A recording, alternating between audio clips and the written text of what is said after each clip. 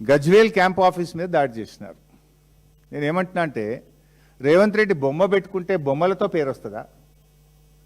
కేసీఆర్ గారు ప్రజల ఆకాంక్షల్ని నెరవేర్చినటువంటి ఉద్యమ నాయకుడిగా, 1 కోటి ఎకరాల మాగాణిగా తెలంగాణ మార్చిన నాయకుడిగా, రైతు బంధు ఇచ్చి 24 గంటల కరెంట్ ఇచ్చిన ఒక ముఖ్యమంత్రిగా తెలంగాణ ప్రజల హృదయాల్లో కేసీఆర్ గారు ఉన్నారు. బొమ్మలు పెట్టుకుంటేనో ఫోటోలు పెట్టుకుంటే ప్రజల హృదయాల్లో ఉండరు. బొమ్మలు కాదు కావాల్సింది, ప్రజలకు 6 గ్యారెంటీల అమలు కావాలి. నువ్వు 6 గ్యారెంటీలు అమలు చేసి ప్రజల హృదయాల్లో చోటు సంపాదించుకో. ఈ రౌడీయిజం ఏంది, గుండాయిజం ఏంది? మా జిల్లాలోనే నా క్యాంప్ ఆఫీస్ మీద కాంగ్రెస్ నాయకులు దాడి చేసినారు గతంలో. మా మైపాల్ రెడ్డి ఎమ్మెల్యే గారి క్యాంప్ ఆఫీస్ మీద పటాన్చెరు ఎమ్మెల్యే ఇంటి మీద దాడి చేసినారు. సునీతా లక్ష్మారెడ్డి నర్సాపూర్ ఎమ్మెల్యే గారి ఇంటి మీద దాడి చేసినారు.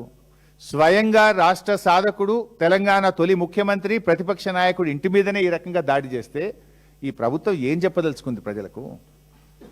ఇంకోటి అడుగుతున్నా, సోనియా గాంధీ కూడా ఇవాళ గవర్నమెంట్ బిల్డింగ్లే ఉంది కదా, రాహుల్ గాంధీ కూడా ఉన్నారు కదా, మరి మీరు ప్రధానమంత్రి మోడీ గారి బొమ్మ మీ ఇళ్ళలో పెట్టినరా? సోనియా గాంధీ ఇంట్లో మోడీ గారి బొమ్మ ఉందా ఈరోజు చిత్రపటం? రాహుల్ గాంధీ ఇంట్లో ఉన్నదా? Leader of opposition office Rahul Gandhi ఆఫీస్లో మరి నరేంద్ర మోడీ బొమ్మ పెట్టుకున్నాక మా గురించి మాట్లాడండి. మీరు బొమ్మలు పెట్టుకోవడం మీద ఈ చిల్లర రాజకీయాలు కాదు. నిజంగా మీకు చిత్తశుద్ధి ఉంటే చేయండి పూర్తి రుణమాఫీ, ఇవ్వండి అవ్వాతాతలకు 4000 పెన్షన్, 100 రోజుల్లో ఇస్తామన్న మహిళల 2500 ఇచ్చి మాట్లాడండి.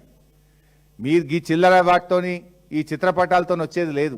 కేసీఆర్ 4 కోట్ల తెలంగాణ ప్రజల హృదయాల్లో ఉన్నాడు. తెలంగాణ సాధకుడిగా, తెలంగాణను అద్భుతంగా అభివృద్ధి పథంలో నడిపించిన నాయకుడిగా, చిరస్థాయిలో చరిత్ర ఉన్నంత కాలం, రాష్ట్రం ఉన్నంత కాలం తెలంగాణ ప్రజల హృదయాల్లో కేసీఆర్ ఉంటాడు.